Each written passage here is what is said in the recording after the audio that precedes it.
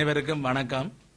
இந்த ஊடகவியலாளர் சந்திப்பினுடைய பிரதான நோக்கம் வடக்கு மாகாண சபை புதிதாக நாங்கள் பொறுப்பேற்றுக் கொண்ட பொழுது மக்கள் மத்தியிலே ஒரு பலத்த எதிர்பார்ப்பு இருந்தது. தமிழர் ஆட்சி மலர்ந்தது என்று சொல்லியிருந்தார்கள். ஆகவே இதிலே 2009ஆம் ஆண்டு போர் முடிவடைந்ததை தொடர்ந்து மக்கள் மிகவும் தமிழின படுகொலை நடைபெற்று லட்சக்கணக்கிலே மக்கள் கொல்லப்பட்டு பல்லாயிரக்கணக்கிலே அங்கங்களை அவயங்களை சொத்துக்களை இழந்து உறவுகளை இழந்து கஷ்டப்பட்ட மக்களுக்கான மறுவாழ்வு மேல்குடியேற்றம் வாழ்வாதார உதவிகள் போதுமான அளவிலே இன்று வரை செய்யப்படவில்லை. புலம்பெயர் தேசங்களிலே இருக்கக்கூடிய எங்களுடைய மக்கள் ஒரு பகுதியினரும் இங்கு இருக்கக்கூடிய நன்கொடையாளர்களும் அரசாங்கத்தினுடைய சிறு சிறு உதவிகளும் மாகாண சபையினுடைய உதவியால் இன்றைக்கு மக்களுக்கு இன்னமும் அவர்கள் மிகவும் மோசமான நிலைமையை தான் எதிர்கொண்டிருக்கிறார்கள். அவர்களுடைய தேவையோடு நாங்கள் எல்லோரும் சேர்ந்து செய்தது இதுவரை யானை பசிக்கு சோளம் பொறி என்பது போலத்தான் இருக்கிறது. ஆகவே இதை நிவர்த்தி செய்வதற்காகத்தான் முதலமைச்சர் நிதி என்ற ஒரு நிதியை உருவாக்க வேண்டும் என்ற கடந்த 3 ஆண்டுகளுக்கு முன்னர் எடுத்த முயற்சிகள் பல்வேறு தடைகளை தாண்டி மாகாண சபை நிதிகளை நீங்கள் மாப்பிக்க முடியாது என்று சொல்லி அதையும் நாங்கள் ஏற்றுக்கொண்டு புலம்பெயர் தேசங்களிலே இருக்கக்கூடியவர்களுடைய நிதி உதவியையும் உள்நாட்டிலே இருக்கக்கூடிய நன்கொடையாளர்களுடைய நிதியையும் பெற்று ஒரு முதலமைச்சர் நிதியை உருவாக்குவதென்றும் அது இலங்கையினுடைய கணக்காய்வாளர் நாயகத்தினுடைய அல்லது இலங்கை மத்திய வங்கி ஊடாக அந்த பணங்கள் பெறப்பட்டு ஆடிட்டர் ஜெனரல்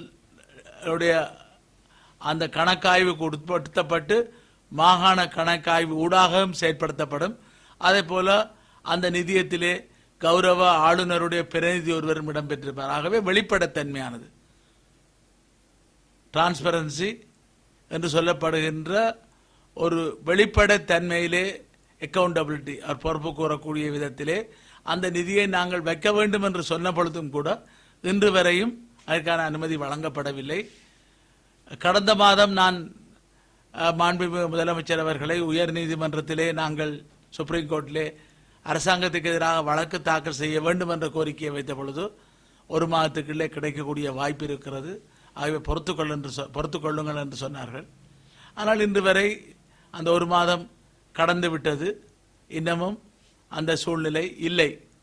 இன்னமும் வேண்டுமென்றால் இன்னும் ஒரு 2 வாரங்கள் நாங்கள் பொறுத்து ஜூலை மாதம் 31ஆம் தேதி வரை பொறுப்பதற்கு தயாராக இருக்கிறோம். இந்த அழிவை பற்றி ஒரு சுருக்கமாக சொல்வதாக இருந்தால் 2002ஆம் ஆண்டு தமிழக தேசிய தலைவர் மேதகு பிரபாகரன் அவர்களுக்கும் இலங்கையினுடைய அன்றைய பிரதமர் கௌரவ ரணில் விக்ரமசிங்காவுக்கு செய்து கொள்ளப்பட்ட சமாதான உடன்படிக்கையை தொடர்ந்து பல்வேறு பேச்சுவார்த்தைகள் உலகின் பல நகரங்களிலே நடைபெற்றன. அதே போல ஒரு உதவி வழங்கும் நாடுகளுடைய மகாநாடு டோக்கியோவிலே, ஜப்பான் நாட்டின் தலைநகர் டோக்கியோவிலே நடைபெற்ற பொழுது 4.5 பில்லியன் அமெரிக்க டாலர்களை வடக்கு கிழக்கு தமிழர் தாயகத்துக்கு புனர்வாழ்வுக்காக தருவதாக அவர்கள் தீர்மானித்திருந்தார்கள். அது கிட்டத்தட்ட இலங்கை பணத்திலே 45,000 கோடி ரூபாய்கள். அதன் பின்னர் 2006 போர் ஆரம்பித்து 2009 வரை வந்த அழிவுகளை பார்த்தால் ஆக குறைந்தது 1 லட்சம் கோடி ரூபாய்கள் இருக்கும். அதை விட இன்னும் அதிகம் என்றுதான் சொல்லலாம். ஆகவே இவ்வளவு தேவைக்கு இதுவரை இலங்கை அரசாங்கமோ அல்லது அவர்கள் தந்த பணம் எவ்வளவு? அதிலே 1%, 2%, 3% என்று சொல்லக்கூடிய அளவுக்குத்தான் நிலைமைகள் இருக்கின்றன. 1 லட்சம் கோடியிலே 1000 கோடி ரூபாய்களையாவது தந்தார்களா என்றால் இல்லை. இது இந்தியாவினுடைய உதவி திட்டம், வீட்டு திட்டம், 50,000 வீட்டு திட்டம் என்றால் அது இலங்கை அரசாங்கத்தினுடைய நிதி உதவி அல்ல. அது இவ்வாறான சூழ்நிலையிலே இந்த நிதியத்தை தொடர்ந்து முடக்கிக் கொண்டு ஏமாற்றிக் கொண்டிருப்பதற்கு எதிர்ப்பு தெரிவித்து நாங்கள் அதிமேதகு ஜனாதிபதியினுடைய அலுவலகம், கௌரவ பிரதமருடைய அலுவலகம், கௌரவ ஆளுநருடைய அலுவலகம், கௌரவ முதலமைச்சருடைய அலுவலகம், மாகாண சபை செயலகம், பேரவை செயலகம், அதே போல அரசாங்க அதிபருடைய செயலகம், பிரதம செயலருடைய செயலகம் ஏதாவது ஒரு இடத்திலே அல்லது படிப்படியாக மற்ற இடங்களுக்கு நாங்கள் ஆர்ப்பாட்டமா அல்லது முற்றுகை போராட்டமா நடத்துவது என்பதை தீர்மானிக்க இருக்கின்றோம். இதை அரசாங்கத்துக்கு அத்தனை பேருக்கும் பகிரங்கமாக தெரிவிப்பதற்குத்தான் இந்த ஊடகவியலாளர் சந்திப்பு. ஆயிரக்கணக்கிலே மக்களை நாங்கள் வீதிக்கு இறங்கி அரசியல் தீர்வும் இல்லை, இப்பொழுது மறுவாழ்வும் இல்லை, வாழ்வாதாரமும் இல்லை என்று மக்கள் மெல்ல மெல்ல மடிந்து கொண்டிருக்கிறார்கள். அதை தடுப்பதற்கான தீவிர முயற்சிகளிலே ஈடுபடுவதற்காகத்தான் இந்த பத்திரிகையாளர் சந்திப்பு ஒழுங்கு செய்யப்பட்டிருக்கிறது. ஆகவே முதலமைச்சர் நிதியத்துக்கு இனிமேலும் தாமதம் இல்லாமல் அங்கீகாரம் வழங்கப்பட்டு எங்களுடைய புலம்பெயர் தேசத்து மக்களும் அதே போல இங்கு இருக்கக்கூடிய கொடையாளிகளும் அந்த நிதியை கொடுத்து இருக்கிறதிலே முடிந்தளவாவது அவர்களுடைய வாழ்வாதாரம் அவர்களை உயிர் வாழ வைக்கக்கூடிய விதத்திலே நாங்கள் செயற்பட வேண்டும். இல்லாவிட்டால் வெறுமனே இந்த பதவிகளிலே நாங்கள் இருந்து கொண்டிருப்பதிலே எந்த விதமான அர்த்தமும் இல்லை என்பதை நாங்கள் இந்த அரசாங்கத்துக்கு பகிரங்கமாக தெரிவிப்பதற்குத்தான் இந்த ஊடகவியலாளர் சந்திப்பு. நீங்கள் தெரிவித்த கருத்து தொடர்பாக ஊடகவியலாளர் ஒருவரை விசாரணை கலைப்பதற்கு இலங்கை அரசு உட்பட்டிருந்தது.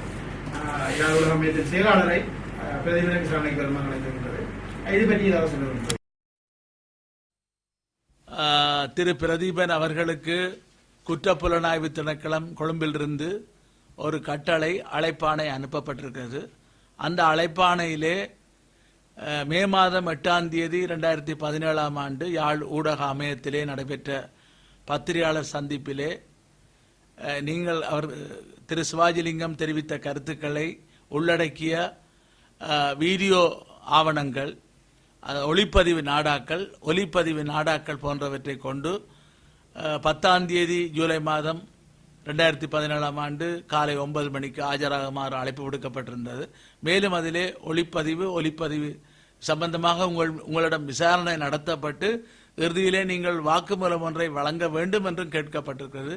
இது திட்டத்தெளிவாக ஊடகவியலாளர் ஒருவரை அல்லது ஊடக தர்மத்திலே இவர்களை இதிலே வைத்துக்கொண்டு அவர்கள் மூலம் பெறப்படுகின்ற தகவல், அவர் உண்மையிலே நடத்திய சந்திப்பை கொடுப்பதிலே எனக்கு எந்த விதமான பயமோ அச்சமோ கிடையாது. நாங்கள் பகிரங்கமாகத்தான் சொல்லியிருந்தோம். சிங்கள தமிழ் ரெண்டையும் கேட்டிருக்கார்கள், கொடுக்கட்டும், அதிலே பிரச்சனை இல்லை. ஆனால் மே மாதம் 8ஆம் தேதி சொன்னதை ஜூலை மாதம் 8ஆம் தேதி அளவிலே கேட்கிறார்கள் என்றால் 2 மாதம் தாமதித்தனுடைய பின்னணி என்ன? இது மாண்புமிகு முதலமைச்சரை நாங்கள் காப்பாற்றுவதற்கு எடுத்ததிலே சிவாஜிலிங்கம் முன்னணியிலே நின்றார். ஆகவே என்னை சிறையிலே இட வேண்டும், தடுப்பு காவலில் அல்லது விளக்கமறியலிலே வைப்பதன் மூலம் முதலமைச்சரை தனிமைப்படுத்தி அவரை பதவியில் இருந்து இறக்குவதற்கான சதி திட்டமா?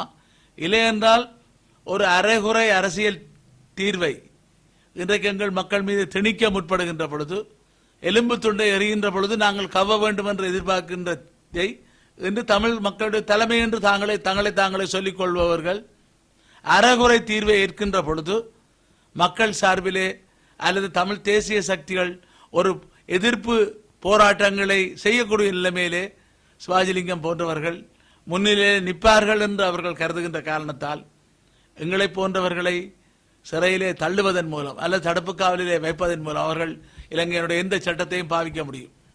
18 மாதங்கள் தடுப்பு காவலிலே வைக்க முடியும் பயங்கரவாத தடை சட்டத்துக்களிலே, அல்லது வேறு ஏதாவது சட்டத்திலே அவசர கால சட்டம் இல்லாத காரணத்தால் நீதிமன்ற காவலை பெற்று 72 மணித்தியாலும் அவர்கள் தடுத்து வைத்திருக்க முடியும், செய்ய முடியும். ஆகவே இவர்கள் எங்களை போன்றவர்களை அச்சுறுத்துவதன் மூலம் அடிபணிய வைக்க பார்க்கிறார்கள். ஒருபோதும் நான் தடுப்பு காவலிலோ சிறையிலோ விளக்கமறியலிலோ வைக்கப்பட்டாலும் எங்களுடைய போராட்ட உணர்வை இவர்களால் மழுங்கடிக்க முடியாது. எவ்வாறு மாண்புமிகு முதலமைச்சருக்கு எதிராக நீங்கள் கொண்டு வந்த நம்பிக்கையில்லா பிரேரணையை மாண்புமிகு முதலமைச்சரை பனை உயரத்தை விட பெரிய உயரமாக ஆக்கினீர்கள், அதே போலத்தான் எங்களை போன்றவர்களை சிறையிலே தள்ளுவதன் மூலம் மக்களுடைய கிளர்ச்சிகள் இன்னும் மேலும் அதிகரிக்குமே ஒழிய நீங்கள் எதிர்பார்ப்பது போல அடக்கப்பட மாட்டாது, ஒடுங்காது என்பதை திட்டவட்டமாக தெரிவித்துக் கொள்ள விரும்புகிறேன்.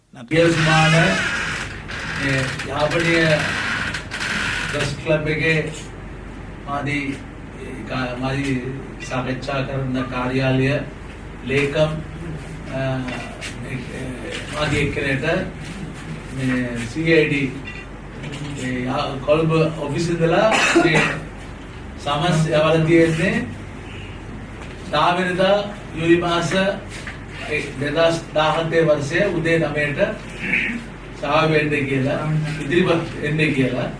ඒකට කියලා තිබුණා මේ මාස 8 වෙනිදා මේ අවුරුදු රාමණීය මාධ්‍ය සාකච්ඡා කරපු රාජලිංගම් කරපු මාධ්‍ය සාකච්ඡාවේ දෙමළ සිංහල මේ වීඩියෝ පාඨය අනිත් එක ඔඩියෝ මේ දෙකම සිංහල දෙමළ දෙකම අරගෙන ඉඳී කියලා තියෙන්නේ. ඒක බලනකොට මාස දෙකක් පස්සේ අයි මොකටද මේක ආන්නේ කියලා සැක තියෙනවා. ඒක සැක බලනකොට දැන් ගරු මහමෙතුමාට විශ්වාස භංග යෝජනාව කියනලා කලබලවට මම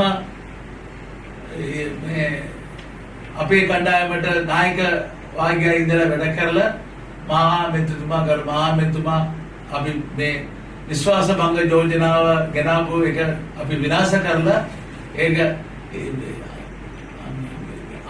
විද්‍රෝ කරන්න කියලා මේ ප්‍රතික්ෂේප කරන්න කියලා ප්‍රතික්ෂේප කරලා තිබුණා. ඒක නිසා ඒ සමාජලිංගම් අයියා කෙනෙක් හිටියොත් මේ මහමෙතුමා අයින් කරන්න අමාරු කියලා හිතාගන්න මේක ඉරෙන් තියාගන්න මේ ආණ්ඩුව හිතනවාද කියලා සැක තියෙනවා. තව එකක් මේක දැන් අලුත් ව්‍යවස්ථාව එනවා කියලා කිව්වා. දැන් අලුත් මේ බෞද්ධ හතරක් මේ මේක ස්වාමීන් වහන්සේලා මේ අස්කිරිය මල්වත්ත ඒ වගේ ඔක්කොම මේක අලුත් ව්‍යවස්ථාව ඕනේ. ඒ වගේ ව්‍යවස්ථාවට මේ වෙනසක් කරන්නත් බෑ කියලා කියන එක ඒක මොකුත් නැති වෙනවා.